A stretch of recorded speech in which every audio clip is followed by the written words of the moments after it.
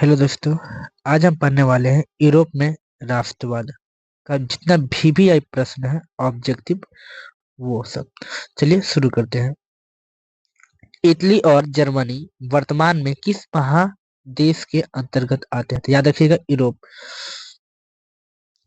France में किस शासक वंश की पुनः स्थापना वियना कांग्रेस द्वारा की गई थी? बुर्बो वंश।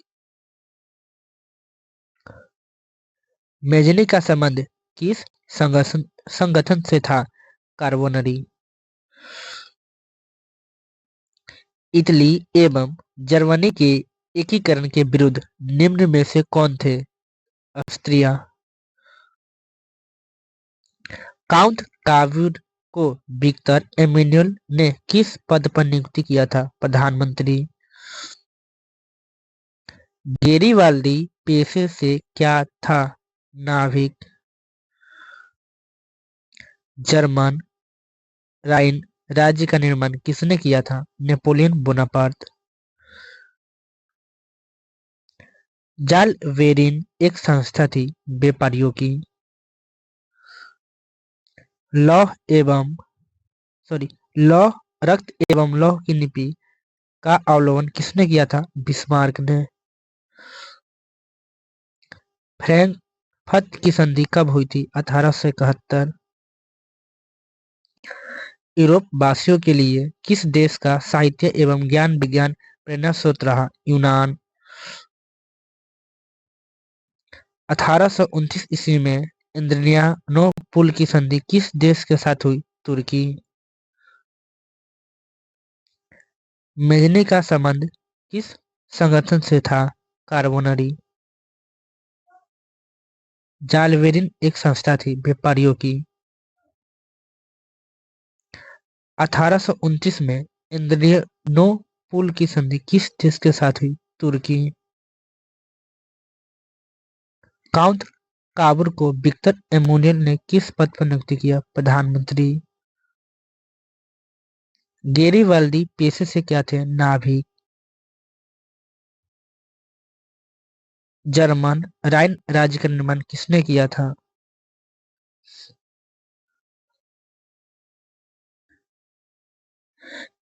यूरोप का मरीज किसे कहा जाता है? तुर्की को। मेटरनिख का पतन किस वर्ष हुआ? मई 1848 ईस्वी में। फ्रांस में किस शासक वंश की पुनः स्थापना वियना कांग्रेस द्वारा की गई? बुर्बो वंश। इटली एवं जर्मनी के एकीकरण के विरुद्ध निम्नलिखित में से कौन सा देश था? ऑस्ट्रिया। इटली एवं जर्मनी वर्तमान में किस महादेश के अंतर्गत आते हैं? यूरोप। लौह एवं रक्त एवं लौह की नीति अवलंबन किसने किया? बिस्मार्क ने। यूरोप वासियों के लिए किस देश का साहित्य एवं ज्ञान प्रेरणा स्रोत रहा? यूनान। फ्रैंकफर्ट की संधि 1871। किस युद्ध के बाद जर्मनी का एकीकरण पूरा हुआ? सीडन का युद्ध। यंग यूरोप की स्थापना किसने की? मेजनी ने। यंग इटली की स्थापना किसने की? मेजनी ने। सीडन का युद्ध कब हुआ? 1870 ईस्वी में। नेपोलियन संहिता किस वर्ष लागू की गई? 1804 ईस्वी में। वियना सम्मेलन का अध्यक्ष मेटरनिख। मेटरनिख व्यवस्था का उद्देश्य क्या था? पुरातन व्यवस्था का पुनः स्थापना करना। सन 1870 ईस्वी में फ्रांस और प्रासा के बीच युद्ध कहाँ हुआ था? सेडन। वियना सम्मेलन किस वर्ष हुआ? 1815। वियना किस देश की राजधानी है? ऑस्ट्रिया। क्रीमिया का युद्ध किस वर्ष हुआ? 1854। राष्ट्रवाद की अवधारणा का जन्म किस घटना से माना जाता है? फ्रांस की क्रांति। लाल कुर्ती या लाल सेना का गठन किसने किया था? गेरिबाल्दी। यूरोपीय सभ्यता का पालना किसे कहा जाता है? यूनान को। वर्साय की संधि कब हुई? 1919 ईस्वी में। मेटरनिख क्या था? प्रतिक्रियावादी। मेटरनिख का पतन कब हुआ? 1948 ईस्वी में। बिस्मार्क क्या है? कूटनीतिज्ञ।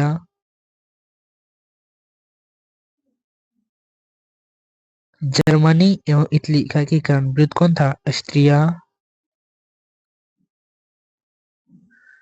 इटली के एकीकरण का तलवार कौन था? गेरिबाल्दी।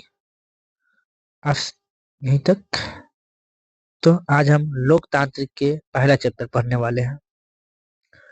सामाजिक विभाजन को संभालने के संदर्भ में इनमें से कौन सा बयान लोकतांत्रिक व्यवस्था पर लागू नहीं होता? इसका ऑप्शन सही है कौन? लोकतंत्र सामाजिक विभाजन के आधार पर समाज को विखंडन की ओर ले जाता है। निम्नलिखित 3 बयानों पर विचार करें। जहां समाज अंतर एक दूसरे से टकराव है, वहां सामाजिक विभाजन होता है। दूसरा बोला है, यह संभव है कि एक व्यक्ति की कई पहचान हो। सिर्फ भारत जैसे बड़े देशों में ही सामाजिक विभाजन होते हैं।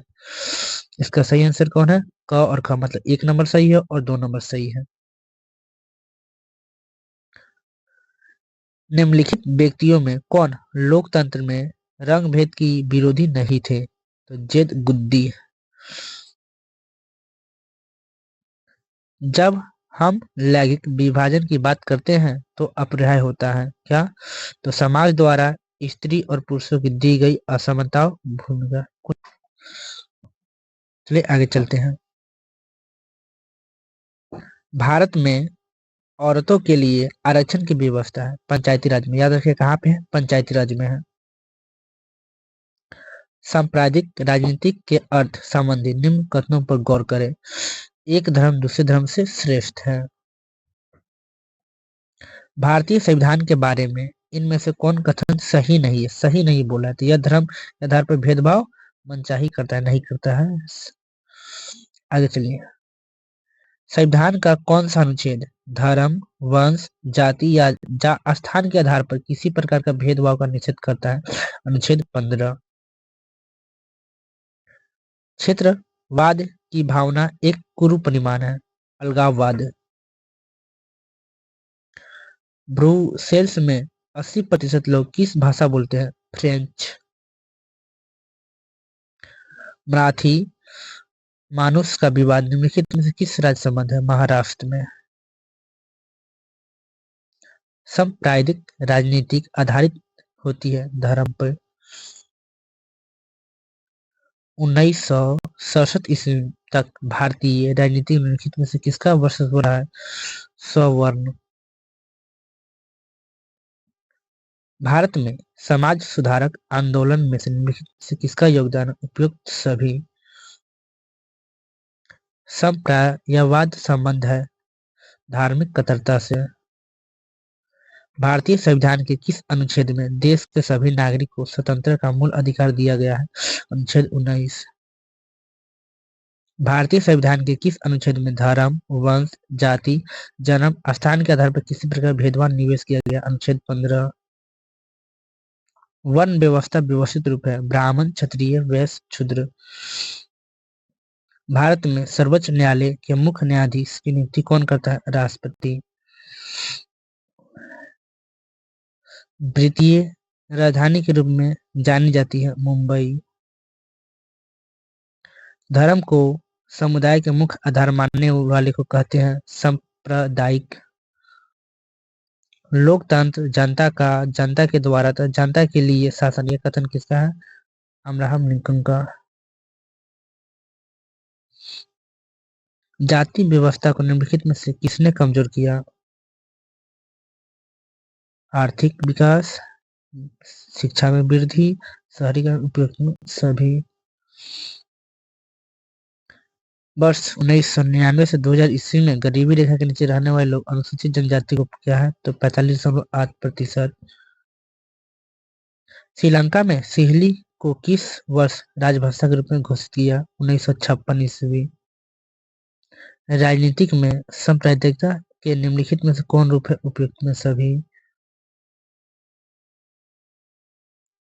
श्रीलंका में निम्नलिखित में से कौन सा धर्म है बौद्ध धर्म? भारत में कृषि क्षेत्र महिलाओं को कुल भागीदारी 40%।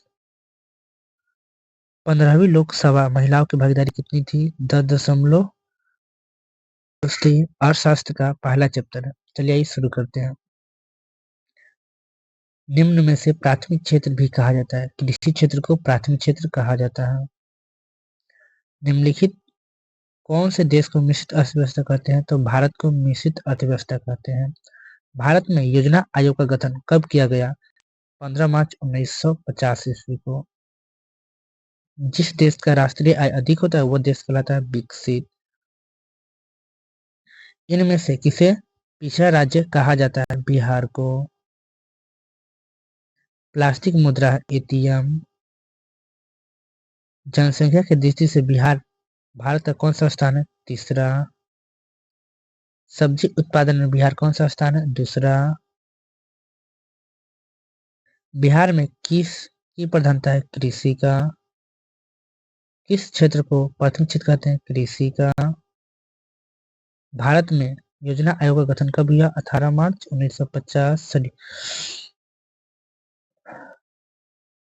ऊर्जा का मुख्य स्रोत क्या है? इनमें सभी। अर्थव्यवस्था के मुख्य कितने प्रकार होते हैं? 3। 4। भारत में नीति आयोग की स्थापना कब हुआ था? 2015 में।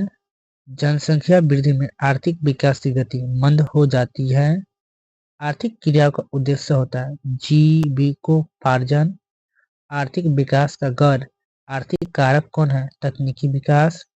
किस क्षेत्र को द्वितीय क्षेत्र कहा जाता है? विद्युत। किस क्षेत्र को तृतीय क्षेत्र कहा जाता है? सेवा क्षेत्र को। याद रखिएगा। स्वतंत्र पूर्व भारतीय अर्थव्यवस्था थी कृषि प्रधान। किस देश के विकास का स्तर किस आधार पर निर्धारित किया जाता है? उपयुक्त में सभी। भारत के पड़ोसी देशों में किस देश का प्रति व्यक्ति आय अधिक है? श्रीलंका की। यदि राष्ट्रीय आय की अपेक्षा जनसंख्या वृद्धि दर अनुपात अधिक हो तो प्रति व्यक्ति आय क्या होती है? कम।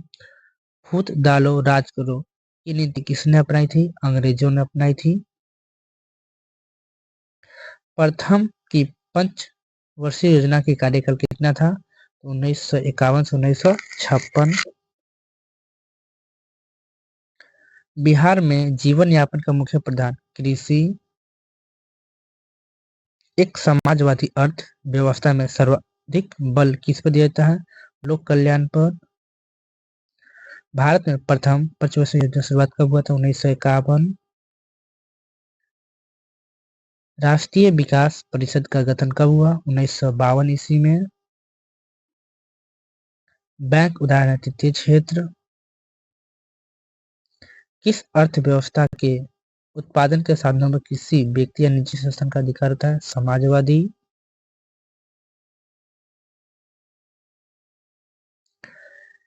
निम्नलिखित में कौन सा राज्य विकसित राज्य का उदाहरण है? तो अमेरिका। नरेगा के अंतर्गत ग्रामीण मजदूरों को साल में कम से कम कितने दिनों की रोजगार देने की है? तो 100 दिनों की। नरेगा एक कार्यक्रम है राष्ट्रीय स्तर का। सतत विकास का उद्देश्य है अपने लिए और आने वाले संतति के लिए। जिस देश का राष्ट्रीय आय अधिक होता है वह देश कहलाता है विकसित देश। इनमें से किसे पिछड़ा राज्य कहा जाता है? बिहार को। इनमें से देश की मिश्रित अर्थव्यवस्था भारत की आर्थिक व्यवस्था मिश्रित आर्थिक व्यवस्था है। बिहार के आर्थिक पिछड़ेपन का क्या कारण है? उपयुक्त में सभी।